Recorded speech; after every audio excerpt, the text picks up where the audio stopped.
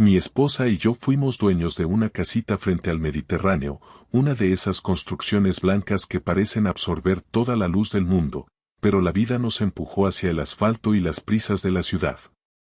Yo no había vuelto allí en 26 años. Me convencí de que el trabajo y las obligaciones eran muros infranqueables. Ella, en cambio, se escapaba 4 veces al año, como quien busca oxígeno bajo el agua. Cuando Lucía falleció, mis hijos no tardaron ni un mes en empezar con la misma cantinela, repitiendo al unísono como si fuera un mantra sagrado. Papá, vende ese lugar, es una carga inútil. Decidí visitar nuestra antigua casa de Málaga una última vez antes de entregar las llaves a un extraño y ponerla a la venta. Pero cuando llegué y empujé la verja de hierro, devorada por el salitre y el óxido, me quedé literalmente petrificado por lo que se reveló ante mis ojos. Me alegra que estéis escuchando. Seguid mi historia hasta el final y escribid en los comentarios desde qué rincón del mundo me oís. Me gustaría saber hasta dónde llega esta confesión que he callado durante tanto tiempo. Me llamo Manuel García. Hace 6 meses que enterré a la única persona que alguna vez me comprendió sin necesidad de palabras. Lucía lo fue todo para mí durante nuestros 38 años de matrimonio. Ahora, me encuentro solo en un piso demasiado grande y silencioso, mientras mis propios hijos me tratan como a un estorbo, un activo defectuoso que deben gestionar para que no les complique la existencia. El teléfono sonó exactamente a las 7:30 de la mañana, con esa puntualidad quirúrgica que Marcos emplea para todo. Ha sido así cada martes durante el último mes. Mi hijo mayor ya ni siquiera gasta saliva en saludar. Papá, tenemos que volver a hablar de lo de la casa de la costa. No podemos dilatarlo más. En su voz detecté esos mismos matices de condescendencia que reservaba para sus clientes menos brillantes, esa paciencia impostada que oculta una profunda irritación. Estás tirando el dinero, papá. Mantener esa propiedad es un suicidio financiero a tu edad. Apreté con más fuerza la taza de café que Lucía me regaló la Navidad pasada, una pieza de cerámica sencilla con nuestra foto de boda impresa, ya un poco gastada por los lavados. Mis manos, que antes levantaban vigas en la obra, ya no eran tan firmes. No es dinero tirado, Marcos. Tu madre adoraba ese sitio. Era su refugio. Mamá ya no está, papá, soltó él, y las palabras me golpearon con la violencia de una bofetada física. Diana y yo lo hemos analizado con frialdad y creemos que es hora de que empieces a tomar decisiones pragmáticas sobre tu patrimonio. No puedes permitirte sentimentalismos caros. Diana, mi hija, es tan implacable como su hermano, aunque ella prefiere el ataque sutil. Me llamaba cada pocos días con la misma lección sobre responsabilidad financiera y planificación sucesoria, hablándome con una lentitud insultante, como si yo fuera un anciano demente incapaz de distinguir un ingreso de un gasto. Solo de IBI, el impuesto sobre bienes inmuebles, la broma te sale por 4.500 euros al año, continuó Marcos, que se sabe los números de memoria. Suma el mantenimiento, el seguro multirriesgo, los mínimos de luz y agua. Te dejas casi 14.000 euros anuales en una casa por la que nunca apareces. Es un agujero negro. Nunca apareces. Esa parte fue la que más me escoció, porque el puñal de la verdad siempre es el que más hondo penetra. Lucía iba a esa casita de Málaga 4 veces al año, sin faltar una sola vez. En primavera, verano, otoño y una vez en el crudo invierno, para lo que ella llamaba su temporada de reflexión. Siempre me pedía que la acompañara, que bajáramos juntos a ver el mar, pero yo siempre levantaba muros de excusas. Cierres de año, torneos de golf con los socios, o citas médicas por tonterías que bien podrían haberse pospuesto. Ahora, en este vacío que dejó su ausencia, me preguntaba por qué me negaba con tanto empeño a hacerle compañía. Quizás, en el fondo, me daba miedo descubrir que esa casa representaba una parte de mi esposa que yo no alcanzaba a comprender. Algo íntimo, un jardín secreto que ella guardaba separado de nuestra rutina de facturas y cenas familiares. Tu madre puso mucha alma en ese lugar, dije, observando un gorrión posado en el comedero que ella misma instaló tras el cristal de la cocina. Papá, por favor, escúchate, la voz de Marco subió un octavo. El alma no paga los recibos de Endesa. Ahora tienes unos ingresos fijos de jubilado. Tu pensión pública, aunque sea máxima, no es infinita, y menos con lo que van a empezar a subirte los gastos en salud y cuidados. Ese era su terreno. El argumento financiero. Marcos trabaja en el sector inmobiliario de alto standing y solo ve el mundo en términos de valor de mercado, rentabilidad y margen de beneficio. Heredó de Lucía la mente rápida para el cálculo, pero ni una sola gota de su calidez humana. ¿Has puesto un pie en esa casa desde que enterramos a mamá? La voz de Diana irrumpió desde el altavoz. Estaba escuchando la llamada en conferencia desde su oficina en el centro. Porque yo pasé por allí el mes pasado para ver en qué estado estaba y, papá, se cae a trozos. La pintura se bufa por la humedad, la verja da pena verla. Todo el lugar apesta a abandono. Se me encogió el pecho de pura angustia.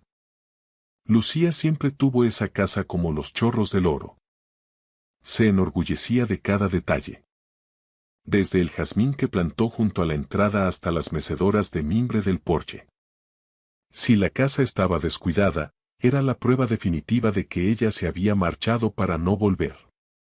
Quizás debería bajar yo mismo y echar un vistazo antes de nada, murmuré, casi para mí mismo. ¿Para qué?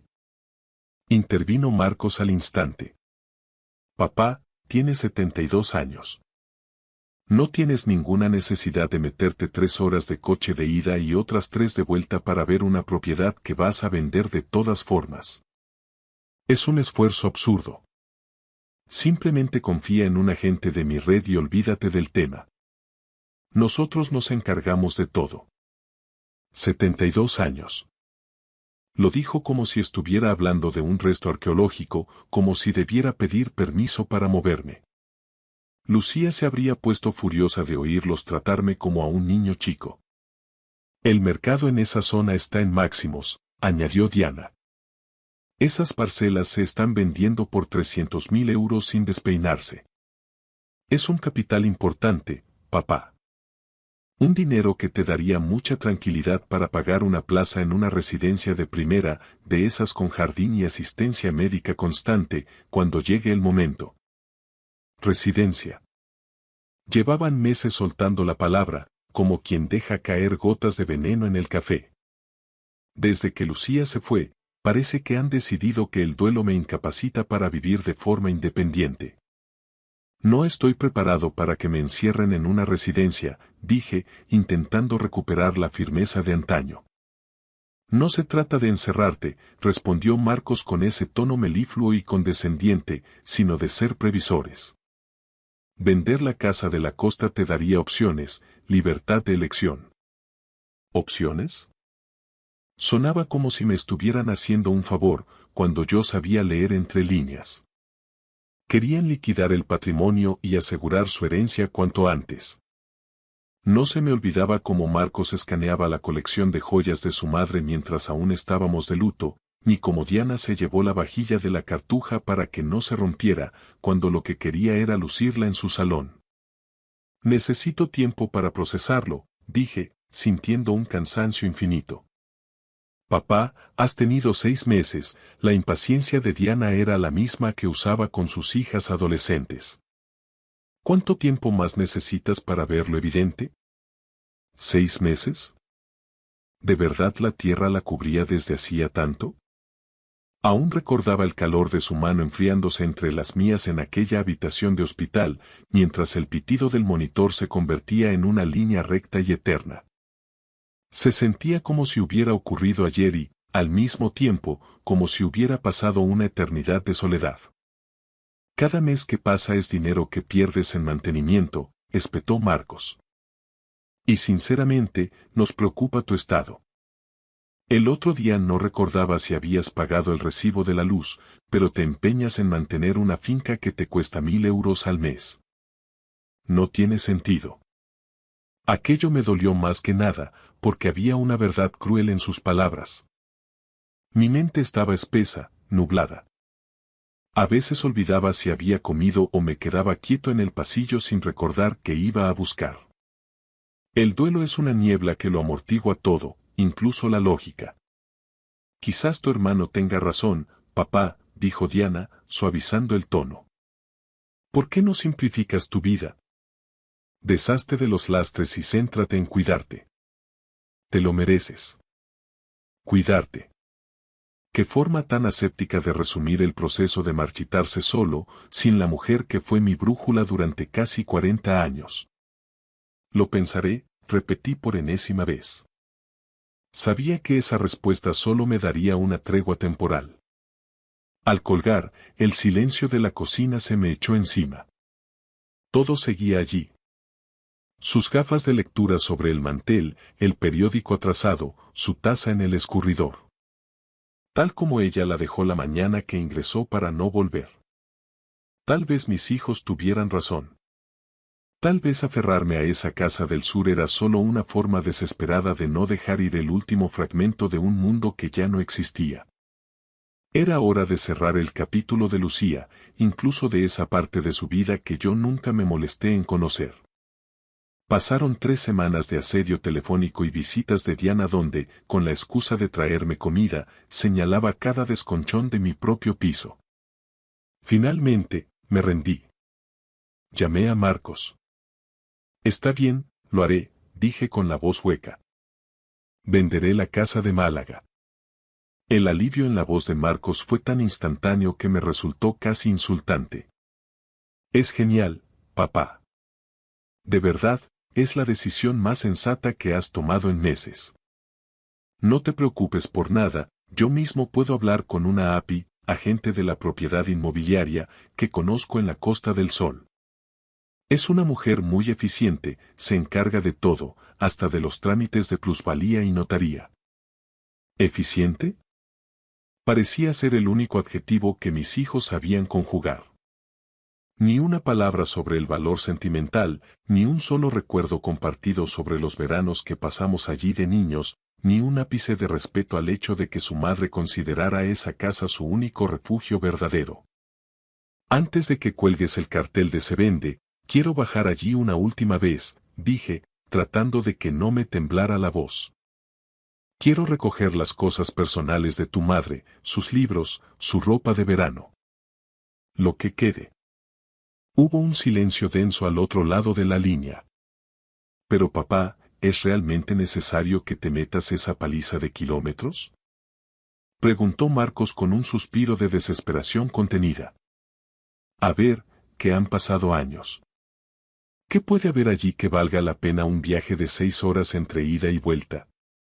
Deja que la inmobiliaria haga limpieza y mande lo que sirva a una ONG o al Punto Limpio. Tu madre pasaba meses enteros en esa casa, Marcos. No voy a dejar que unos desconocidos hurguen en sus cajones. Puede haber fotos, cartas, cosas que significan algo. Otra pausa, esta vez más calculada. Vale, de acuerdo. Pero no vas a ir solo. Diana y yo nos organizamos, pedimos el viernes en el trabajo y bajamos contigo. Te ayudaremos a cribar todo y así terminamos antes. Era lo último que necesitaba. A mis hijos revolviendo el pasado de Lucía con la misma frialdad con la que se liquida el inventario de una tienda en quiebra. Ya tuve suficiente con ver cómo vaciaron su armario en el piso de la ciudad, decidiendo que era basura y que era aprovechable antes de que el cuerpo de su madre estuviera siquiera frío. Necesito hacer este viaje a solas, sentencié con una firmeza que hacía tiempo no usaba. Es algo personal entre ella y yo. Papá, por Dios, hablamos de casi 300 kilómetros por trayecto por la autovía del Mediterráneo, intervino Diana, que se había unido a la llamada sin avisar. ¿Y si te pasa algo? ¿Y si te da un mareo o el coche te deja tirado en mitad de la nada? Últimamente usaban esa coletilla para todo, como si yo fuera una granada sin seguro a punto de detonar. Sí, tengo 72 años. Y sí, Tomo mis pastillas para la tensión y el sintrón, pero no soy un mueble viejo que haya que anclar a la pared. Sé conducir desde antes de que tú supieras andar, Diana. Me las apañaré perfectamente. Eso es precisamente lo que nos da miedo, añadió ella con ese tono de falsa preocupación. Tus reflejos ya no son los de antes, papá. Y entre nosotros. Estás muy distraído. El otro día te dejaste el gas encendido. Distraído. Su eufemismo favorito para no decir que me creen senil. Quizás no les faltaba razón, a veces me quedo mirando el vuelo de una mosca y pierdo la noción del tiempo, pero este viaje era una llamada que sentía en las entrañas. Me voy este sábado, dije, cerrando la discusión. O confiáis en mi criterio para esto, o mejor dejamos de hablar de la venta ahora mismo. Está bien, cedió Marcos rápidamente, detectando el peligro de que yo me echara atrás con el negocio. Solo te pedimos que nos mandes un WhatsApp cuando salgas y otro cuando llegues. Solo para quedarnos tranquilos de que estás bien. Partes de guerra. Como si fuera un adolescente con el carné recién sacado. Pero acepté, solo por ahorrarme otra hora de sermones. La noche antes de partir, me encerré en el despacho de Lucía. Me puse a hojear sus álbumes de fotos, esos que ella guardaba con un orden casi sagrado.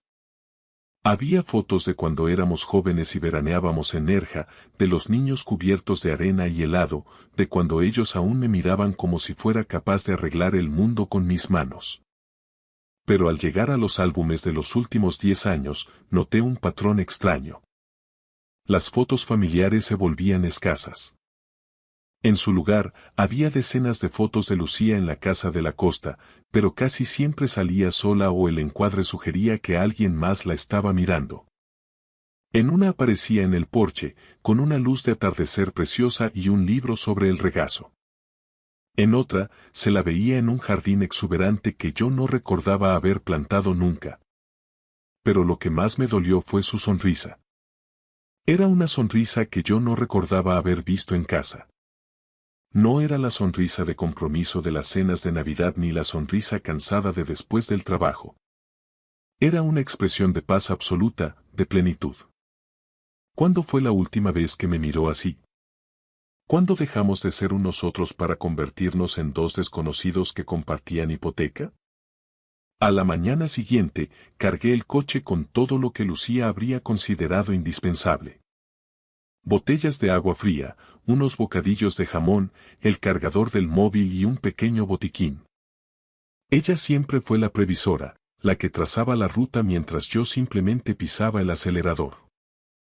El viaje fue más duro de lo que pensaba. La espalda me empezó a pasar factura a la altura de Granada y tuve que parar un par de veces en áreas de servicio para estirar las piernas y despejarme con un café solo. Para cuando divisé el mar de Málaga, el sol empezaba a caer, pintando el horizonte de unos tonos anaranjados y violetas que me dejaron sin aliento. Había olvidado lo hermosa que era esta luz. Lucía intentó describírmela 1000 veces, pero yo siempre estaba demasiado ocupado mirando el reloj o las noticias. Ahora, frente a esa inmensidad, comprendía por qué necesitaba volver aquí tan a menudo. El desvío hacia nuestra calle estaba señalado por un cartel de madera algo descolorido. Al entrar en el camino estrecho que llevaba a la propiedad, el corazón empezó a latirme con una fuerza inusual. ¿Qué iba a encontrar después de tantos años de ausencia? La casa estaba al final, medio escondida tras unas palmeras y unos setos que habían crecido sin control. Diana tenía razón en una cosa.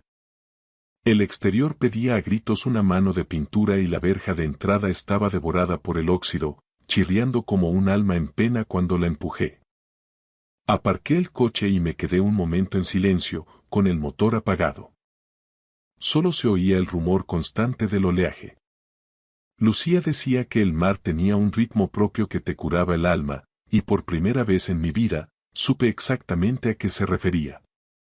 Bajé del coche con las llaves en la mano, sintiendo un nudo en la garganta. Pero en cuanto crucé el umbral de la verja oxidada y di la vuelta hacia la fachada principal, me quedé petrificado. El jardín no estaba abandonado. Al contrario, estaba impecable. No era la selva descuidada que Diana había descrito. Alguien había plantado geranios de colores vibrantes en macetas de barro cocido. El césped estaba perfectamente segado y los tablones de madera del porche, que yo recordaba podridos, habían sido sustituidos y barnizados recientemente. Aquí vive alguien, susurré, sintiendo una mezcla de miedo y rabia. Mi primer pensamiento fue que teníamos ocupas. En España es un problema real y constante, gente que aprovecha la ausencia de los dueños para instalarse. Pero algo no cuadraba. Los ocupas no suelen cuidar el jardín con tanto esmero ni cuelgan atrapasueños de colores en el porche. Reconocí ese atrapasueños. Lucía lo compró en un mercadillo de artesanía hace un par de años. Recuerdo que me quejé de que era un trasto innecesario y ella se limitó a sonreír con esa paciencia suya tan eterna. De repente, tras la casa, oí una risa infantil. Luego, una voz de mujer hablando en un español dulce, con un marcado acento andaluz.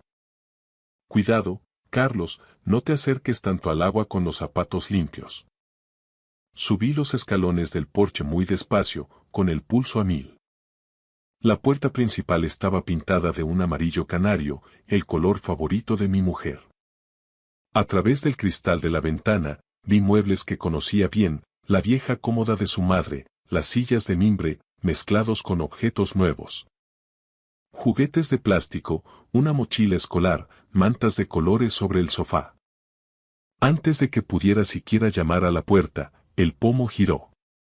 En el umbral apareció una mujer de unos 50 años.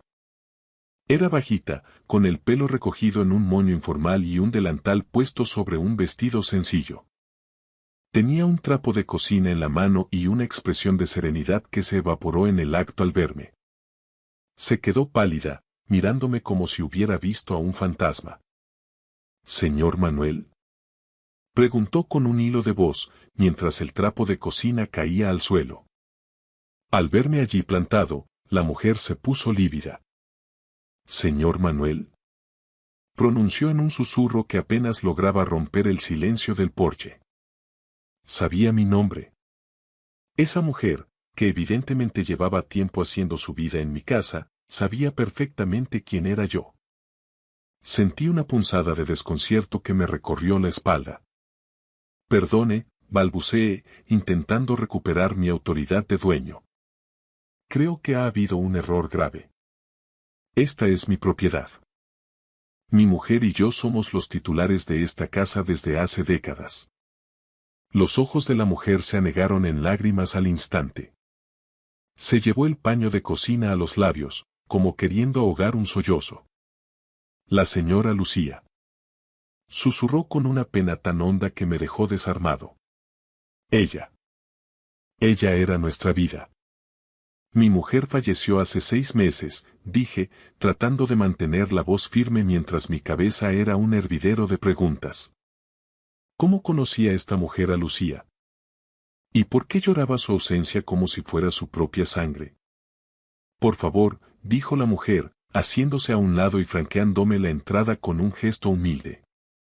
«Pase, por favor. Se lo explicaré todo. Me llamo María González». Vacilé un segundo, sintiendo que estaba a punto de cruzar una frontera sin retorno, y entré en el salón. No era el salón que yo recordaba de mis breves visitas hace lustros. Los muebles estaban dispuestos de otra forma, aprovechando mejor la luz del sur. Por todas partes había vida. Fotos de niños en la repisa de la chimenea, dibujos de ceras pegados con imanes en la nevera de la cocina americana, una cesta con lana y agujas de punto junto al sillón orejero que solía ser de mi suegra. «¿Usted vive aquí?», dije. No era una pregunta, era la constatación de una realidad evidente. María asintió, mientras las lágrimas surcaban sus mejillas sin freno. «15 años, señor Manuel. 15 años llevamos bajo este techo. La señora Lucía. Ella rescató a mi familia del abismo». «¿15 años?», repetí, sintiendo que el suelo se movía bajo mis pies.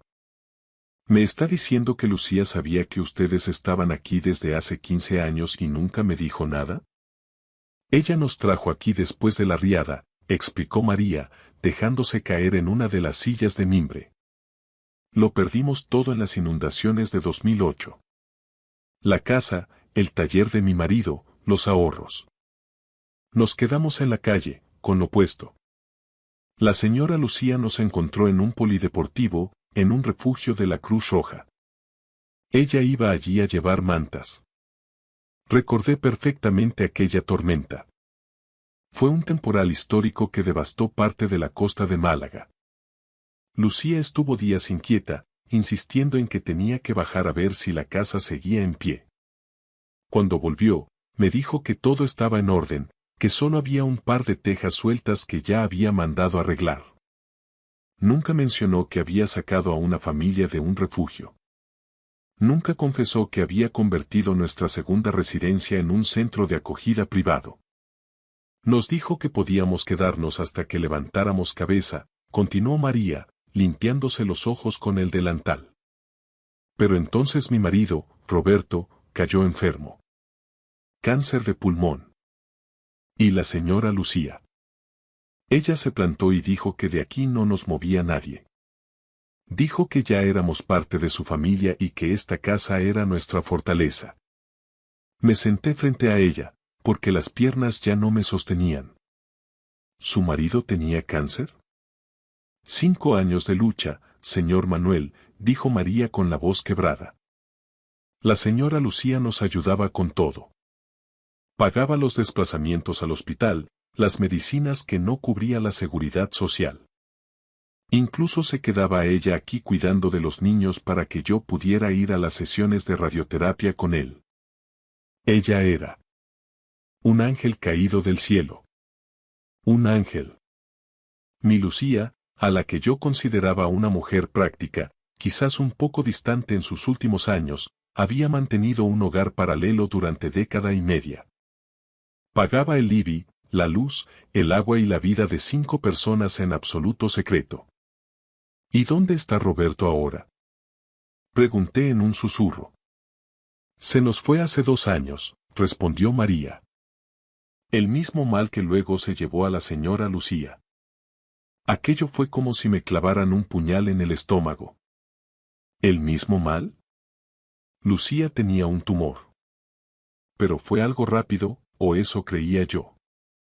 María abrió mucho los ojos y se tapó la boca, dándose cuenta del error.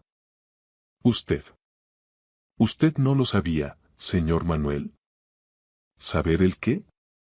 Mi voz sonó quebrada, casi un ruego. La señora Lucía luchó contra el cáncer durante casi 3 años en silencio, susurró María. Venía aquí a Málaga para los tratamientos, en el hospital regional. Decía que en Madrid usted se daría cuenta, que no quería que la viera marchitarse, que no quería ser una carga de cuidados para usted. La habitación empezó a darme vueltas. 3 años. 3 años en los que yo pensaba que ella venía a la costa a leer y a pasear por la orilla, mientras en realidad estaba recibiendo quimioterapia, cuidada por esta mujer y su familia. Los viajes. Dije asimilando la verdad. Por eso venía cada 3 meses. María sintió con tristeza. Venía para las analíticas y los ciclos. Se quedaba aquí con nosotros, en la habitación del fondo, y nosotros la cuidábamos como ella nos cuidó a nosotros. Era la abuela que mis hijos nunca tuvieron. Hijos. Volví a mirar la estancia. Ahora lo veía todo con una claridad dolorosa. Los zapatos de colegio junto a la puerta, la mochila de la Universidad de Málaga, UMA, sobre el aparador, los mandos de la Play en la mesita. ¿Cuántos hijos tiene, María? 3, sonrió ella con una mezcla de orgullo y pena. Miguel ya tiene 22 y trabaja en el puerto de Málaga. Sofía tiene 18 y ha empezado este año derecho. Y el pequeño, Carlos, tiene 15. Ese niño, Carlos, no había conocido otro hogar en su vida que no fuera este. Había crecido entre estas paredes blancas que mis hijos querían demoler para hacer pisos de lujo. Pero el dinero. Balbuceé. El mantenimiento, los impuestos, la comida de todos. Lucía no tenía una fortuna personal tan grande. María vaciló antes de contestar. Tenía un trabajo aquí, señor Manuel. Trabajaba por las mañanas en una galería de arte del Soho, en el centro. Decía que ese sueldo era su dinero de libertad. Todo lo que ganaba allí iba directo a esta casa, para que nosotros no pasáramos hambre y para que a la casa no le faltara un detalle. Mi mujer trabajaba. A sus 60 y muchos años, mientras yo jugaba al golf, ella vendía cuadros en una galería para mantener a una familia que yo ni siquiera sabía que existía. Señor Manuel, dijo María con cautela, rompiendo mi silencio, sus hijos. Ellos ya vinieron por aquí. Me quedé helado. ¿Marcos y Diana han estado en esta casa? Vinieron hace un mes, asintió ella, bajando la mirada. Nos dijeron que teníamos que desalojar en 30 días. Dijeron que usted iba a vender la casa y que nosotros éramos unos aprovechados, que estábamos robando el patrimonio de su familia. El señorito Marcos fue muy duro. Nos amenazó con llamar a la policía si no nos íbamos por las buenas. La señorita Diana no gritó tanto, pero nos dijo que nos fuéramos antes de que usted se enterara de este lío, para no darle un disgusto que no podría soportar. La rabia me prendió en el pecho como un reguero de pólvora. Mis hijos lo sabían. Sabían lo de María, sabían lo de la enfermedad de su madre, sabían el propósito real de esta casa. Y aún así, se sentaron a mi mesa cada martes a hablarme de eficiencia financiera y residencias de ancianos, ocultándome la verdadera naturaleza de la mujer con la que estuve casado media vida. Querían echar a una viuda y a 3 huérfanos a la calle con tal de llevarse su parte del botín. ¿Y qué les dijo usted? Pregunté, sintiendo que mi mundo se desmoronaba. Que no nos iríamos hasta hablar con usted, respondió María con dignidad. Se lo debíamos a ella. La señora Lucía siempre decía que usted era un buen hombre, pero que le costaría entender este jardín secreto suyo. Decía que aquí podía estar enferma sin que la tristeza de los demás la matara antes que el cáncer. Mis hijos conocían la verdad y decidieron enterrarla conmigo en una residencia. Estaban dispuestos a borrar el último acto de amor de su madre por un puñado de euros. Pero lo que no sabían es que Manuel García aún no estaba muerto. El sonido de unos pasos rítmicos sobre las maderas del porche interrumpió mis pensamientos. La puerta trasera se abrió de golpe y entró un adolescente, de piel bronceada por el sol de la costa y el pelo revuelto con restos de salitre. Al verme allí, sentado en el salón, se detuvo en seco, como un animal herido. ¿Mamá? Preguntó con una inseguridad que me partió el alma. Carlos, ven, no te asustes. Ven a conocer al señor Manuel, dijo María con una dulzura infinita. Es el marido de la señora Lucía. La cara del chico cambió por completo, se iluminó con un reconocimiento que rozaba el alivio. ¿El señor Manuel? Repitió acercándose. La señora Lucía. Ella hablaba constantemente de usted. Decía que era un buen hombre. Que solo necesitaba tiempo para entender las cosas de la vida. ¿Entender qué? Estuve a punto de preguntar. Pero al mirar a ese chico que había crecido entre estas paredes, a quien mi mujer había querido como al nieto que nunca le dieron sus propios hijos, empecé a comprender que el que estaba ciego no era ella. Era yo. Me quedé allí, hundido en el sofá que Lucía había elegido con tanto mimo, escuchando cómo la casa latía de nuevo. Carlos se fue a la cocina y, al poco rato, el aroma de un guiso de hinojos con pescado, una receta tan de aquí, con su toque de azafrán y pimiento, empezó a inundarlo todo. Era el olor de un hogar vivo, no el de un activo inmobiliario a la espera de un postor. Señor Manuel, dijo María, rompiendo el trance, Lucía me pidió que, si algún día usted se armaba de valor para venir, le entregara esto. Fue hacia un pequeño escritorio de madera en la esquina y sacó una caja de metal antigua, de esas de carne de membrillo que nuestras madres usaban para guardar tesoros. Mis dedos rozaron el metal frío y desgastado. Ella decía que usted lo entendería cuando fuera el momento adecuado. Que el mar le daría la respuesta. Abrí la caja. No había joyas, ni escrituras, ni dinero en efectivo. Había cartas. Decenas de sobres dirigidos a mí, cada uno con una fecha que coincidía con sus escapadas a la costa. Y debajo, una cartilla de ahorros de Unicaja y un contrato doblado de la Galería de Arte Luz de Alborán. Tomé la primera carta. La letra de Lucía, esa caligrafía elegante y firme que yo tanto conocía, me saludó desde el papel. Querido Manuel, si estás leyendo esto, es porque finalmente has encontrado el camino de vuelta a nuestro refugio. Perdóname por el secreto, pero este lugar necesitaba ser protegido de la lógica fría y del cálculo que a veces nos nubla el corazón.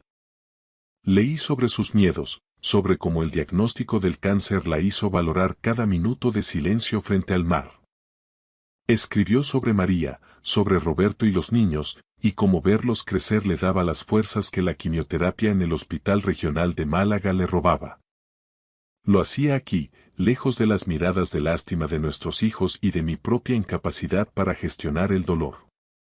De repente, el chirrido de unos neumáticos sobre la grava cortó el momento. Conocía ese motor. Era el BMW de Marcos. Ya están aquí, susurró María, y el miedo volvió a nublar su rostro. Carlos apareció en el umbral de la cocina, tenso, como un escudo humano. Salí a la verja antes de que pudieran poner un pie en el porche. Marcos y Diana bajaron del coche con sus trajes impecables de oficina, luciendo una pulcritud que resultaba insultante en aquel entorno de sal y arena. Papá. ¿Pero qué haces aquí fuera todavía? Exclamó Diana, acercándose con paso rápido. Te hemos llamado 1000 veces. Como no cogías el teléfono, pensábamos que te había salido de la carretera. Estoy bien, Diana. Solo estaba conociendo a los inquilinos de vuestra madre, dije, plantándome frente a ellos. Marcos frunció el ceño y miró hacia la puerta, donde María observaba con humildad. Ah, ya veo. Te han soltado el discurso de lástima. Papá, no seas ingenuo. Esta gente lleva años viviendo de tus ahorros y de la caridad de mamá. Es una ocupación en toda regla, por mucho permiso que ella les diera. Tenemos que tramitar el desalojo ya para no perder al comprador. ¿Desalojarlos? Repetí, sintiendo una náusea profunda. ¿A dónde, Marcos? ¿A un albergue? ¿A la calle? Ese no es nuestro problema, papá, intervino Diana con una frialdad administrativa. Tenemos una oferta en firme de un fondo inversor para montar una VFT, vivienda con fines turísticos, de lujo. Con ese dinero, podrías entrar mañana mismo en la mejor residencia de Madrid, con asistencia 24 horas. Es lo más práctico. Miré a mis hijos. Parecían dos extraños. Tan seguros de su pragmatismo, tan convencidos de que la vida se resumía en una hoja de Excel. No veían las flores cuidadas, no sentían el amor que emanaba de cada rincón. Solo veían metros cuadrados y rentabilidad bruta. No va a haber ninguna venta, dije con una calma que los descolocó. Marco soltó una carcajada seca, nerviosa. Papá, no estás bien. El duelo te ha nublado el juicio. Ya hemos consultado con el abogado. Dado que tú no has gestionado esto en años y tenemos esos poderes notariales preventivos. Esos poderes solo sirven si yo no estoy en mis cabales, Marcos, le corté en seco. Y te aseguro que hoy tengo la mente más clara que en los últimos 40 años. Entré en la casa y salí con la caja de metal. Vuestra madre no estaba tirando el dinero. Estaba construyendo un hogar donde ustedes solo ven una inversión. Estaba salvando a una familia. Y al hacerlo, se salvó a sí misma durante esos años de cáncer que decidió ocultaros para no tener que aguantar vuestras soluciones eficientes mientras se moría. Diana palideció, dando un paso atrás. ¿Enfermedad? ¿De qué hablas? De lo que vuestra madre pasó mientras vosotros estabais demasiado ocupados con vuestras acciones y vuestros bonus para notar que se consumía. María estuvo con ella. María le sostuvo la mano en cada sesión de radio mientras yo estaba en el club de golf. El silencio que siguió fue denso, roto solo por el rumor eterno del Mediterráneo. Marcos intentó replicar, pero las palabras se le atascaron en la garganta. Mañana mismo iré al notario del centro, continué. Pero no para vender. Voy a formalizar un usufructo vitalicio a nombre de María González y sus hijos. Esta casa es el legado de vuestra madre. Es su voluntad real, la que dictó con el corazón, aunque no la escribiera en un testamento oficial. No puedes hacernos esto, gritó Marcos, perdiendo los papeles. Es nuestra herencia. Vuestra herencia es la memoria de la mujer que os dio la vida. Si no sois capaces de valorar eso, entonces no merecéis ni un solo ladrillo de este sitio. Me di la vuelta y regresé al interior, cerrando la puerta tras de mí. Por primera vez en 6 meses, el vacío de mi pecho no dolía. Me senté a la mesa con María y con Carlos. El guiso estaba humeante. Señor Manuel. Comenzó María con los ojos empañados. Llámame Manuel, por favor. Y dime, ¿queda un plato de sobra para un viejo que acaba de recordar lo que significa tener una familia de verdad? Esa noche dormí en la habitación del fondo, la misma donde Lucía encontraba paz tras sus sesiones en el hospital. Escuché el viento entre las palmeras y, por primera vez, no sentí soledad. Lucía estaba allí. En la gratitud de María, en los apuntes de derecho de Sofía y en la nobleza de Carlos. Mis hijos se marcharon al amanecer, con el rugido rabioso de su coche de lujo. No sé si algún día me perdonarán o si alcanzarán a comprender. Pero mientras veía el sol salir sobre el mar de Alborán, supe que había tomado la decisión más práctica de mi vida. La de elegir el amor sobre el dinero, tal como ella hizo hasta su último aliento. Gracias por escuchar mi historia hasta el final. Si resonó contigo, dale like, escribe en los comentarios qué fue lo que más te tocó y no olvides decir de dónde eres. Suscríbete al canal, vienen muchas más historias. Cada mañana, durante 5 meses, me despertaba sin poder retener ni un bocado en el estómago. Perdí 15 kilos y 800 gramos. Mi pelo se caía a mechones. 3 médicos distintos me hicieron todas las pruebas imaginables y no encontraron nada malo. Luego, una tarde, un desconocido en una tienda de antigüedades miró el reloj que me había regalado mi hijo y su rostro palideció. Abrió la tapa trasera con manos temblorosas. Cuando vio lo que había dentro, me agarró de la muñeca. Quítese esto ahora mismo. Me quedé mirando la pequeña cápsula escondida en la carcasa. Mi hijo me lo había regalado para mi 60º cumpleaños. Las manos del relojero temblaban. Entonces, permítame mostrarle lo que ha hecho su hijo. Echando la vista atrás, debería haber sabido que algo iba mal aquella noche, pero la perspectiva siempre es más clara que el momento presente. Era mi 60º cumpleaños, 2 años después de que falleciera mi esposa, Margarita. Yo no quería celebrarlo, pero mi hija, Carmen, insistió. A mamá le habría gustado esto, papá, dijo ella, y tenía razón. Así que allí estaba yo, en mi salón de Madrid, una tarde de primavera con un puñado de personas que me querían. Mi hija, algunos vecinos y el viejo Paco de mi partida de dominó. Mi hijo, Alberto, llegó sobre las 7 de la tarde. Me sorprendió verle. No había aparecido mucho durante los últimos 6 meses, siempre demasiado ocupado con sus negocios inmobiliarios para visitarme. Pero allí estaba él, con esa sonrisa encantadora, sosteniendo una pequeña caja envuelta. Feliz cumpleaños, papá. Me dio un fuerte abrazo. Carmen apareció desde la cocina y su mirada se detuvo en el regalo que Alberto tenía en las manos. Algo cruzó por su rostro. Sorpresa, tal vez sospecha. Desapareció antes de que pudiera estar seguro. Alberto me entregó la caja. Te he traído algo. Dentro, sobre terciopelo negro, había un reloj. No un reloj cualquiera.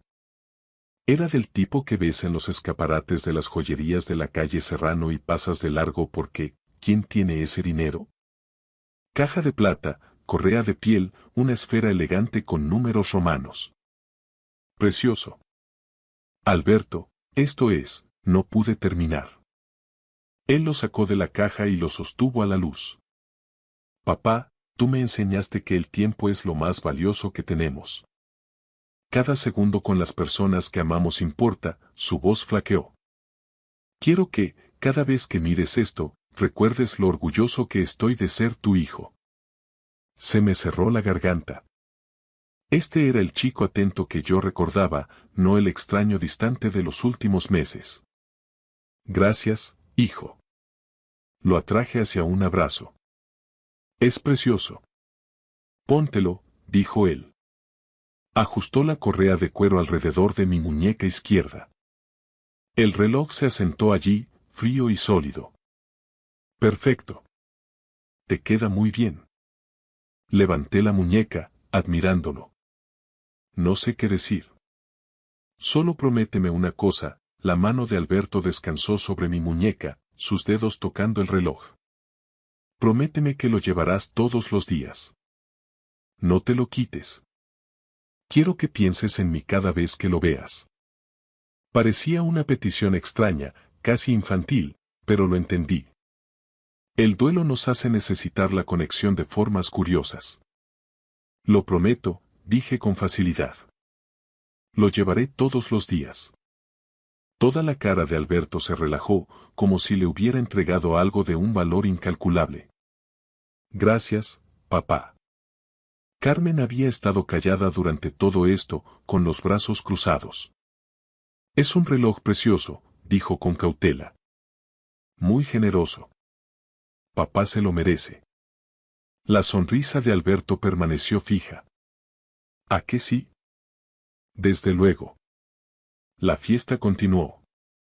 Comimos tarta, contamos historias y reímos, pero noté que los ojos de Alberto se desviaban constantemente hacia mi muñeca, comprobando, asegurándose de que el reloj siguiera allí.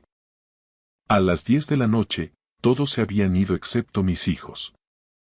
Alberto estaba recogiendo su abrigo cuando se detuvo en la puerta. Llevas puesto el reloj, ¿verdad? Levanté la muñeca. No me lo he quitado. Bien.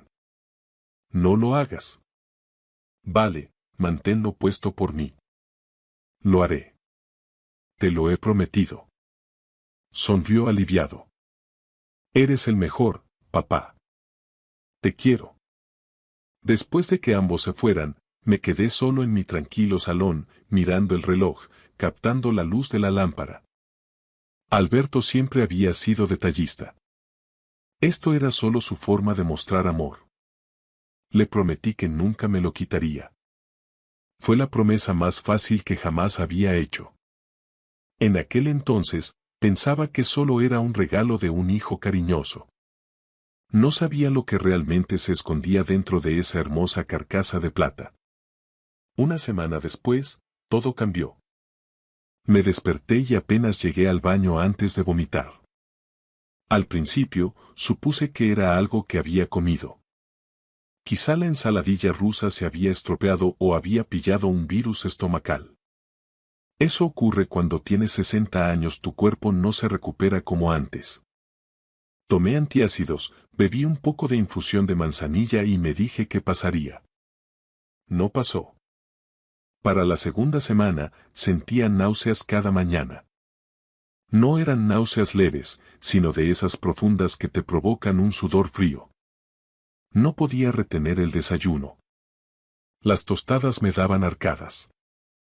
Incluso el café, mi hábito durante 40 años, de repente sabía mal. Me saltaba las comidas de la mañana, bebiendo agua hasta que la sensación remitía hacia el mediodía. Fue entonces cuando Alberto empezó a llamar. Hola, papá. Solo quería ver cómo estás. Su voz sonaba cálida y preocupada. Llamaba cada 2 días, luego cada día, a veces 2 veces al día. Estoy bien, decía yo. Solo un poco indispuesto. ¿Qué síntomas tienes? Náuseas, fatiga, algo más. En aquel momento, me pareció cariñoso. Un hijo preocupado por su padre que envejece. Mirando hacia atrás, veo lo específicas que eran aquellas preguntas, que detalladas, como si estuviera rastreando algo. Y siempre preguntaba. Sigues llevando el reloj, ¿verdad? Por supuesto, respondía yo, mirando mi muñeca. Me había acostumbrado a su peso. No me lo he quitado. Lo prometí. Bien. Eso está bien, papá. Para la tercera semana, había perdido 3 kilos y 600 gramos. Lo noté cuando mi cinturón necesitó otro agujero. Carmen vino aquel domingo a comer, o al menos lo intentó. Apenas toqué la comida. Papá, tienes un aspecto horrible, dijo ella, cubriendo mi mano con la suya. ¿Cuándo fue la última vez que comiste bien? Simplemente no tengo hambre. Esto no es normal, dijo ella, con el miedo asomando en su voz. Tienes que ver al doctor Portero. Probablemente sea un virus. Durante 3 semanas, por favor. Prometí llamar el lunes. Esa tarde, Alberto pasó por casa con la compra. Caldo de pollo, galletas, infusión de manzanilla. He pensado que podrías necesitar esto, dijo, vaciando las bolsas en mi cocina. Me conmovió. El hijo, ausente durante medio año, traía sopa. Gracias, Alberto. Significa mucho. Él sonrió, luego miró mi muñeca. ¿Llevas el reloj todo el tiempo? Sí, incluso en la ducha. Tengo cuidado. Ayer me salpicó lavando los platos, pero lo sequé enseguida. Su cuerpo se puso rígido. Papá, tienes que tener cuidado. Lo sé. No pasa nada. No, espetó él. Ese reloj no es totalmente sumergible. Podrías estropearlo. Por favor, ten cuidado. La intensidad me sorprendió. Supuse que protegía un regalo caro. Lo tendré, lo prometo. Para la 4ª semana, no podía ignorarlo. Me subí a la báscula y me quedé mirando. 71 kilos y 700 gramos. Pesaba 79,5 en mi fiesta. Casi 8 kilos perdidos en un mes. En el espejo, mi cara parecía hundida, los ojos hundidos, la camisa me quedaba holgada. Esto no era un virus. Era algo serio. Llamé a Carmen. Tenías razón. Necesito al doctor Portero. Gracias a Dios. Pediré cita. Puedo hacerlo hoy mismo. Lo prometo. Llamé. El doctor Portero pudo verme el jueves por la mañana. Cuando se lo dije a Alberto, su respuesta fue rápida. Yo te llevo. No hace falta. Quiero hacerlo. Estoy preocupado. Quiero oír lo que dice. Sonaba natural. ¿Cómo iba a saberlo? Alberto me recogió temprano aquella mañana. Insistió en acompañarme, y yo estaba agradecido porque me sentía demasiado débil para conducir. El doctor Portero hizo todas las pruebas que se le ocurrieron. Análisis de sangre, de orina, incluso una ecografía. 4 semanas de náuseas constantes me habían desgastado. El doctor Portero había sido mi médico durante 15 años. En cuanto entré en su consulta, su cara se puso seria. Javier, has perdido mucho peso. Me ayudó a subir a la camilla, revisó mis constantes vitales, mis ojos y mi garganta. Calculo que entre 7 y 9 kilos. ¿Cuándo empezó esto? Hace un mes, justo después de mi cumpleaños.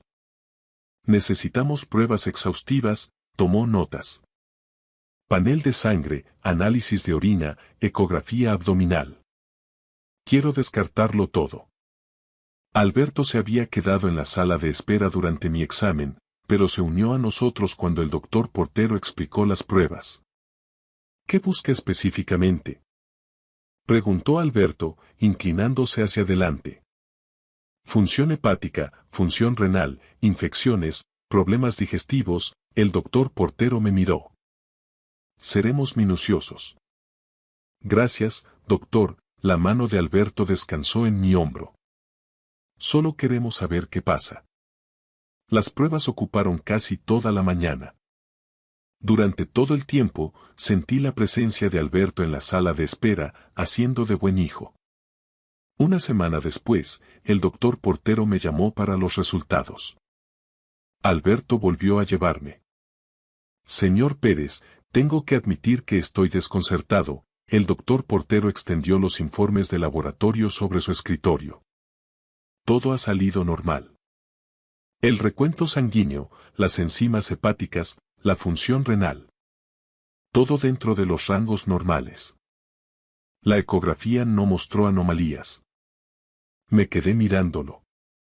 Pero estoy perdiendo peso. Apenas puedo comer. Algo va mal. Lo sé. Puedo verlo, golpeó su bolígrafo. Le voy a derivar a una gastroenteróloga. La doctora Rodríguez es excelente. Quizás sea algo que estas pruebas no detectan. Las pruebas salieron limpias. Eso debería haber sido una buena noticia. En cambio, solo profundizó el misterio. En el coche de Alberto, de camino a casa, me senté en silencio mirando por la ventana. ¿Cómo podía estar todo normal cuando me sentía tan fatal? No te preocupes, papá. Lo descubriremos. Alberto me miró de reojo. Las náuseas. ¿Empeoran por la mañana o por la tarde? Por la mañana, sobre todo. ¿Cada día, incluso cuando no comes mucho? Sí, cada mañana. Las preguntas parecían cariñosas, pero eran demasiadas. Muy específicas. Aquella tarde, llamó Carmen. ¿Cómo fue la cita? Todas las pruebas salieron normales. ¿Normales? Papá, has perdido 9 kilos. ¿Cómo puede estar todo normal? No lo sé. Me ha derivado a una gastroenteróloga. Hubo una pausa. Papá, necesito preguntarte algo. ¿No te parece raro que Alberto esté de repente tan involucrado? Apenas nos visitó 2 veces en los 6 meses anteriores a tu cumpleaños. Ahora está en cada cita, llamando todos los días. Me puse a la defensiva de inmediato. Carmen, está preocupado por mí. Se está portando como un buen hijo. Lo sé, pero el momento. Mi hija suspiró. ¿No puedes alegrarte de que esté aquí? Se quedó callada. Tienes razón. Lo siento. Tras colgar, me senté solo en mi salón. La casa estaba en silencio, salvo por el tique-taque del reloj de pared. Miré el reloj de mi muñeca, que reflejaba la luz de la lámpara. Pero las palabras de Carmen se quedaron grabadas en mi mente mientras yacía en la cama esa noche, mirando al techo. Alberto no me había visitado más de 2 veces en el medio año previo a mi cumpleaños. Había estado distante, siempre ocupado con el trabajo. Entonces, ¿por qué de repente se comportaba como el hijo del año? Las preguntas que Carmen plantó aquella noche me mantuvieron despierto hasta la mañana, pero el amanecer llegó de todos modos, trayendo una claridad más cruda. Vi mi reflejo en el espejo del baño y apenas reconocí al hombre que me devolvía la mirada. Mi cara parecía hueca, casi esquelética. Las ojeras se habían profundizado hasta parecer moratones, Y mi pelo se había debilitado tanto que se veían parches pálidos de cuero cabelludo donde antes había plata espesa. 11 kilos y 300 gramos. Había perdido más de 11 kilos en solo 3 meses. La señora García, la vecina, también lo notó. Estaba recogiendo el correo cuando se acercó, su sonrisa amable se desvaneció al aproximarse. Javier, hijo, ¿te encuentras bien? Pareces. Se detuvo, pero yo sabía lo que quería decir. Parecía enfermo. Muy enfermo. Solo un poco indispuesto, le dije. Los médicos están en ello. Me apretó el brazo antes de volver a entrar, con la preocupación persistiendo en sus ojos. Esa tarde, Carmen pasó por casa. En cuanto me vio, el rostro se le quedó sin color. Papá, susurró. Dios mío, papá. Estoy bien, intenté decir, pero ella ya estaba a mi lado, con las manos en mi cara como si necesitara pruebas de que era real. ¿No estás bien? Mírate. Tu pelo, me tocó la cabeza, suavemente, con lágrimas formándose. ¿Por qué no me dijiste que era tan grave? Antes de que pudiera responder, la voz de Alberto llegó desde la cocina. Hola, papá. He traído la compra. Tengo ese caldo que te gusta. Carmen se giró hacia el sonido y yo la seguí. Alberto estaba desempaquetando bolsas, moviéndose por mi cocina como si le perteneciera. Caldos ecológicos, galletas sencillas, infusión de manzanilla. La imagen perfecta de un hijo devoto. Alberto, dijo Carmen con tensión. ¿Puedo hablar contigo? Él levantó la vista, con la preocupación cuidadosamente dispuesta en su rostro. Claro. ¿Pasa algo? No, no pasa nada bueno, ella dio un paso al frente. Papá está perdiendo el pelo. Pesa. ¿Cuánto, papá? ¿70 kilos? Has estado aquí casi todos los días durante semanas. ¿Cómo es que no tienes pánico? Tengo pánico, respondió Alberto con calma. Por eso estoy aquí. Alguien tiene que cuidar de él. No estabas aquí hace 6 meses. Estoy aquí ahora, Carmen. ¿No es eso lo que importa? Lo es. Sus manos temblaban. Porque es extraño. Apenas llamaste a papá durante medio año y, de repente, estás preparando comidas y haciendo de enfermero. La mandíbula de Alberto se tensó. ¿De verdad vas a hacer esto ahora? Papá está enfermo y estás centrando esto en mí. Lo centro en el hecho de que algo va mal. Sí, papá está enfermo. Eso es lo que va mal, se giró hacia mí. Papá, ¿puedes hablar con ella? Se está comportando de forma paranoica. Debería haber escuchado. Debería haber oído el miedo en la voz de mi hija y haber hecho mejores preguntas. En lugar de eso, dije. Carmen, cariño, tu hermano solo intenta ayudar. El dolor en su rostro me golpeó con más fuerza que cualquier síntoma. Agarró su bolso y se fue sin decir una palabra más. Alberto suspiró. Me preocupa, papá. Eso no ha sido normal. Solo está asustada, dije yo. Quizá. Sus ojos se desviaron a mi muñeca. ¿Sigues llevando el reloj? Bien. Odiaría que le pasara algo. Unos días después, estaba lavando los platos cuando el agua salpicó el reloj. Alberto, que había pasado sin avisar, me agarró la muñeca con tanta fuerza que di un respingo. ¿Le ha entrado agua? Su voz era aguda, casi aterrorizada. Es solo un reloj, Alberto. No es solo un reloj. Es. Se detuvo. Es caro y significa algo. Por favor, ten cuidado. Aquella noche, solo en la oscuridad, las palabras de Carmen volvieron a mí.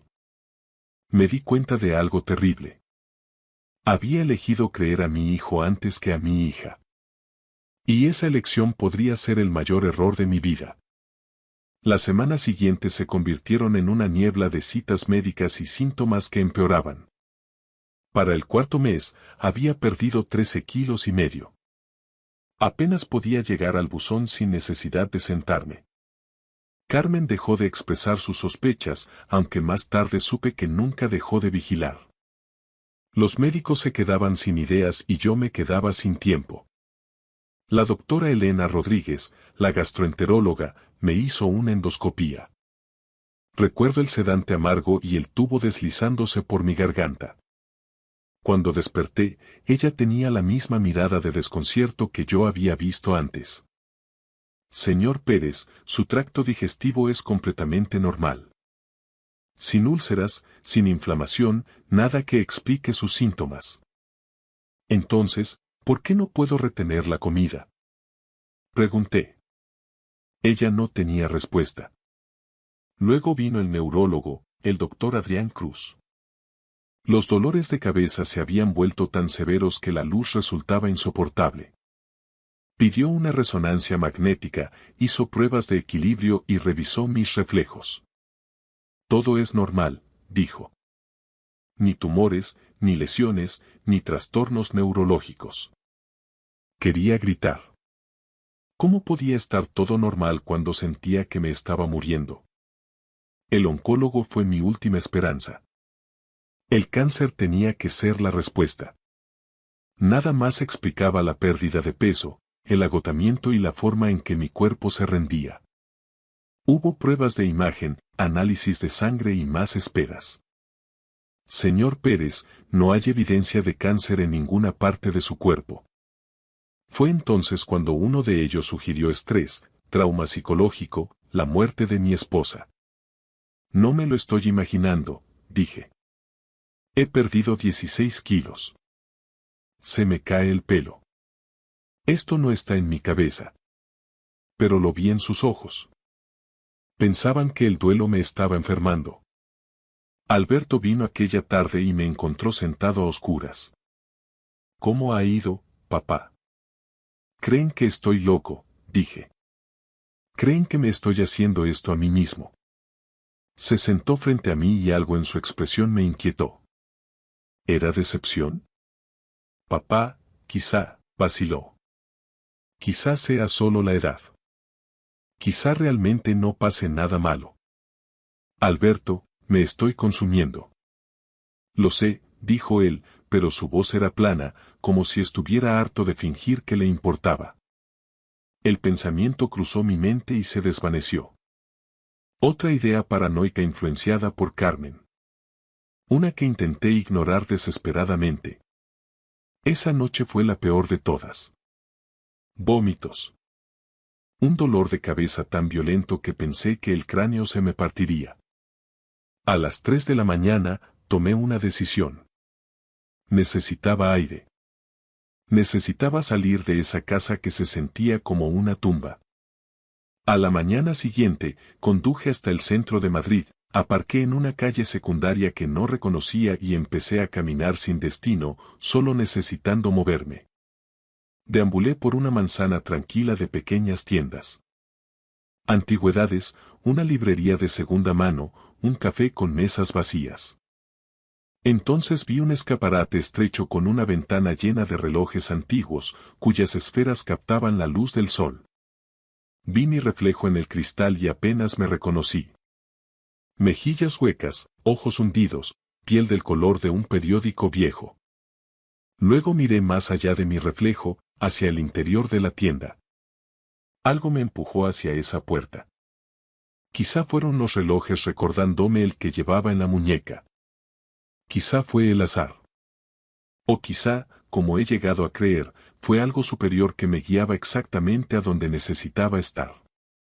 Empujé la puerta, sin saber que ese paso cambiaría todo lo que vendría después y desentrañaría la verdad que más temía. Un suave timbre sonó sobre mi cabeza. La tienda olía a madera vieja, metal, pulimento e historia. Cientos de piezas de relojería cubrían las paredes, su suave tic-tac creando una extraña paz. Estaba tan débil que tuve que agarrarme a una vitrina solo para mantenerme en pie. Buenas tardes. Bienvenido. Siéntase libre de mirar. Un hombre de avanzada edad emergió de la parte trasera. De unos 65 años, pelo plateado y ojos amables que no pasaban nada por alto. Asentí, moviéndome lentamente hacia una vitrina de relojes de bolsillo antiguos. Siempre he apreciado la buena relojería. Él se acercó, genuinamente interesado. Tiene usted buen gusto. Es un reloj precioso el que lleva. ¿Puedo preguntarle dónde lo consiguió? Mi hijo me lo regaló por mis 60 cumpleaños, hace 5 meses. Algo cambió en su expresión. 5 meses. Hizo una pausa. Perdone si soy indiscreto, señor, pero ¿se ha sentido mal últimamente? Me quedé mirándolo. ¿Cómo lo sabe? Su voz era suave. Llevo 42 años en esto. Noto las cosas. Sus ojos tienen un tinte amarillento. Su piel está muy pálida. Está temblando. ¿Y ese reloj? Se detuvo. ¿Puedo examinarlo solo un momento? Dudé, era la primera vez que realmente me planteaba quitármelo, y luego acepté, desabrochándolo. Mi muñeca se sentía desnuda sin él. Lo examinó con una lupa de joyero, sopesándolo en su palma. El peso no es el adecuado para una pieza de este tamaño. Lo llevó a su banco de trabajo al fondo, utilizó una herramienta pequeña y especializada, abrió con cuidado la tapa trasera y allí estaba. Un compartimento oculto, una diminuta cápsula de vidrio sellada que contenía un líquido transparente. Su rostro se puso grave. Me miró con algo parecido al miedo.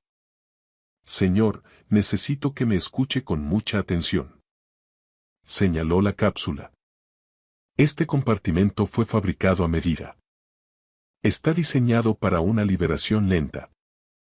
Unas perforaciones microscópicas permiten que el vapor escape gradualmente cuando se calienta con el calor corporal. Me miró a los ojos. En 42 años, solo he visto este tipo de modificación unas pocas veces. Nunca para buenos fines. La habitación dio vueltas. ¿Qué está diciendo? Creo que ha estado expuesto a algo dañino, una sustancia tóxica a través de este reloj. Me agarré al borde de su banco. Eso no es posible. ¿Cuánto tiempo hace que está enfermo? 5 meses, desde que empecé a llevarlo. ¿Y los síntomas? Náuseas, pérdida de peso. 15 kilos. Caída del pelo. Los médicos no encuentran nada porque no buscan esto, su voz era firme pero amable. Esto no ha sido un accidente. Alguien modificó este reloj específicamente para hacerle daño. El rostro de Alberto pasó por mi mente. No te lo quites nunca, papá. Promételo. El pánico cuando le salpicó el agua. Las llamadas diarias. Sigues llevándolo, ¿verdad? Su decepción cuando los médicos no encontraban nada. La voz de Carmen meses atrás. Algo no va bien aquí. Mi hijo, susurré, mi propio hijo me dio esto. Francisco, luego sabría su nombre, me miró con tal compasión que algo se rompió dentro de mi alma. Lo siento mucho, pero tiene que entenderlo. Si sigue llevando esto, no sobrevivirá mucho más. Me quedé mirando el reloj abierto sobre su banco, la hermosa caja de plata, la cámara oculta, el arma que mi hijo me había puesto en la muñeca con una sonrisa y un discurso sobre lo precioso que era el tiempo. Las manos de Francisco me sostuvieron cuando mis rodillas empezaron a flaquear. No vuelva a ponerse ese reloj, dijo con firmeza. Y no vaya a casa. Tiene que ir directo a la comisaría de policía ahora mismo. Mis manos temblaban tanto que apenas podía agarrar el mostrador. Francisco me guió a una silla en el taller trasero. Siéntese antes de que se desplome, dijo suavemente. Me trajo agua, pero no pude beberla. Tiene que haber otra explicación, dije. Alberto no lo haría. No podría. Francisco acercó un taburete, sentándose a mi altura. Su voz era amable pero firme. ¿Cuándo empezaron exactamente sus síntomas? Aproximadamente una semana después de mi cumpleaños, después de que me diera el reloj. Y él insistió en que lo llevara constantemente. Recordé. Me hizo prometer que nunca me lo quitaría. Lo comprobaba cada vez que me veía. Mi voz se quebró. Francisco esperó y luego dijo con cuidado. Señor Pérez, tengo que hacerle algunas preguntas difíciles. ¿Tiene activos significativos, seguros de vida? La pregunta me golpeó como agua helada. Sí, tengo una póliza de seguro de vida de 1,5 millones de euros y voy a dejar mi propiedad frente al embalse de San Juan a mis hijos. Vale más de 2 millones. ¿Tiene su hijo problemas financieros? La cara de Alberto volvió a mi mente.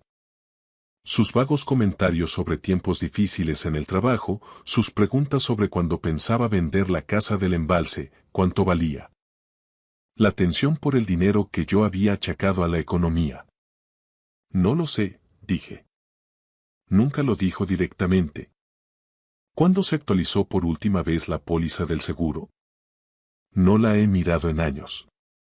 Señor Pérez, modificaciones como estas son caras, dijo Francisco. Trabajo a medida, trabajo ilegal.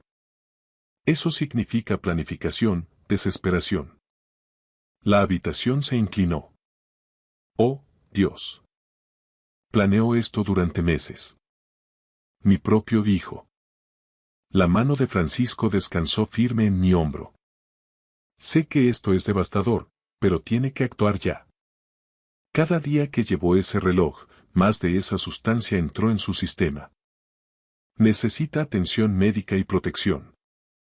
Escribió su información de contacto. Testificaré sobre lo que he encontrado. Ayudaré en lo que pueda, pero ahora mismo necesitamos llevarle a un lugar seguro. No puedo ir a casa, dije. Si sabe que lo he descubierto. Yo mismo le llevaré a la comisaría. Algo se rompió dentro de mí en ese momento. No solo por lo que Alberto había hecho, sino por lo que significaba. El discurso de cumpleaños sobre el tiempo precioso. Las llamadas fingiendo interés. Las visitas con sopa y preocupación. Todo había sido una actuación. Todo había sido para vigilar si me estaba muriendo lo suficientemente rápido. Yo lo crié, susurré. Le enseñé lo que estaba bien y lo que estaba mal. Se lo di todo. ¿Cómo pudo mi hijo hacerme esto? Los ojos de Francisco estaban húmedos. No tengo esa respuesta. Lo siento mucho. Cerró la tienda y me llevó a su coche. Mientras íbamos hacia la comisaría de la Policía Nacional, miré mi teléfono. 3 llamadas perdidas de Alberto. Me quedé mirando su nombre, la foto del último verano, su brazo sobre mis hombros, ambos sonriendo, sabiendo que nunca volvería a verle de la misma manera. Caminamos por las puertas de la comisaría. El agente de guardia me miró, pálido, temblando, apenas manteniéndome en pie, y llamó a un inspector de inmediato. La inspectora Sandra Mínguez me recibió en una sala de entrevistas 10 minutos después. Escuchó toda mi historia sin interrumpir. Luego dijo 6 palabras. Le creemos, señor Pérez. Después de 5 meses de médicos que no creían que pasara nada, esas palabras casi me hicieron llorar. Manejó el reloj como la prueba que era y llamó a forenses. Trato esto como tentativa de homicidio. Necesito que analicen esto esta noche. Señor Pérez, le llevamos al hospital. Necesitamos muestras de sangre, de cabello. Pruebas de a que ha estado expuesto. ¿Y mi hijo? Si se entera. No contacte con él. Lo gestionaremos con cuidado. ¿Dónde puede quedarse que sea seguro? Con mi hija, Carmen. Mínguez llamó a Carmen, le explicó la situación. Oí la voz de mi hija romperse a través del teléfono. Lo sabía. Sabía que algo iba mal. En el hospital, me sacaron sangre y cortaron muestras de pelo. El médico se quedó impactado por mi estado y empezó a administrarme fluidos intravenosos de inmediato. Aquella tarde, en el piso de Carmen, llamó a Alberto. Me tembló la mano al ver su nombre. Mínguez me indicó. Actúe con normalidad. Dígale que está en el hospital para observación. Respondí con voz débil, nada difícil de fingir. Alberto. Papá, ¿dónde estás? He estado llamando. ¿Estás bien? Estoy en el hospital. Más pruebas. Quieren dejarme ingresado esta noche. La sospecha se coló en su voz. ¿Qué hospital? Iré ahora mismo. No se permiten visitas. Normas del centro. Te llamaré mañana. Papá, espera. Sigues llevando el reloj, ¿verdad? No te lo has quitado. Miré el reloj en la bolsa de pruebas al otro lado de la habitación. Por supuesto, te lo prometí. 48 horas después, llegaron los resultados del laboratorio. Talio. En la cápsula y en mi cabello, mostrando 5 meses de acumulación creciendo en mi sistema, aumentando con el tiempo. Las palabras del médico. 2 meses más y sus órganos habrían fallado.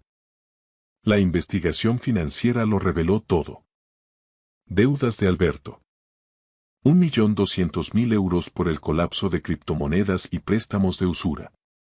Una firma falsificada en mi seguro de vida, incrementado de 1,5 millones a 4 millones hace 8 meses. Detuvieron a Alberto en su apartamento aquella misma noche. 3 meses después, me senté en una sala del juzgado. Alberto se había declarado inicialmente inocente, pero las pruebas eran abrumadoras. Su abogado negoció un acuerdo. Yo testifiqué, describí el comportamiento de Alberto, el reloj, los síntomas, la insistencia en que nunca me lo quitara. Los ojos de Alberto se cruzaron con los míos en la sala. Su rostro no mostraba nada. Ni remordimiento, ni disculpa. La voz del juez fue firme en la sentencia. Señor Pérez, usted traicionó el vínculo más sagrado de la sociedad humana, el que existe entre un padre y un hijo. Calculó la muerte de su padre por beneficio económico. Este tribunal le condena a 25 años de prisión. Se llevaron a Alberto esposado. No me miró ni una vez. No sé si eso lo hizo más fácil o más difícil. Una parte de mí quería que se diera la vuelta, que mostrara algo de arrepentimiento, que me diera algo que explicara todo esto, pero simplemente se fue caminando. Y quizá esa fue su respuesta final. Eso fue hace un año. El juicio, la sentencia, ver cómo se llevaban a Alberto. Todo parece otra vida ahora. Hoy estoy en mi cocina preparando el desayuno sin sentir náuseas por primera vez en lo que parece una eternidad. El reloj está en un depósito de pruebas policiales en algún lugar, espero no tener que volver a verlo nunca. Mi recuperación física llevó meses de terapia de quelación para eliminar el talio de mi sistema. Recuperé mi peso, unos saludables 77 kilos. Mi pelo volvió a crecer. Mi energía regresó. Los médicos lo llamaron un milagro médico. Me dijeron que si Francisco no hubiera detectado ese reloj 2 semanas más tarde, el daño hepático habría sido permanente. 2 semanas. A eso estuve de estar muerto. La recuperación física llegó más rápido que la sanación emocional. Sigo viendo a un terapeuta 2 veces al mes. Estoy aprendiendo a procesar lo que significa que tu propio hijo calcule tu muerte por dinero. Probablemente nunca entenderé del todo por qué lo hizo Alberto. Quizá ni él mismo lo sepa. La desesperación hace que la gente haga cosas terribles, pero me niego a dejar que sus elecciones definan el resto de mi vida. Mi hija me salvó la vida al confiar en sus instintos cuando yo no quería escuchar. Carmen y yo cenamos juntos 2 veces por semana ahora. Ya no doy ese tiempo por sentado. Francisco y yo nos hemos hecho íntimos amigos. Quedamos para tomar café una vez al mes.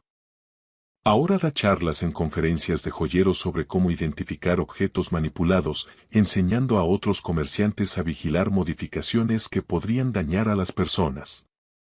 Él lo llama su misión. Yo lo llamo mi ángel de la guarda. Mantuve la propiedad de mi mujer frente al embalse, la que Alberto quería que vendiera para heredar antes. En su lugar, Carmen y yo vamos allí los fines de semana. Estamos creando nuevos recuerdos, buenos, que honran a Margarita, sin que nos persiga la codicia de Alberto. No dejaré que sus acciones manchen lo que mi esposa amaba. También he encontrado un nuevo propósito. Doy charlas en centros de mayores sobre el abuso a la tercera edad y la explotación financiera. Es más común de lo que la gente piensa, y no siempre parece violencia. A veces parece un hijo cariñoso regalándole un reloj a su padre. Estas son las señales de advertencia que comparto. Atención repentina de familiares distantes, especialmente cuando tienes activos, presión para tomar decisiones financieras rápidas sin tiempo para consultar regalos que parecen demasiado generosos o que vienen con condiciones.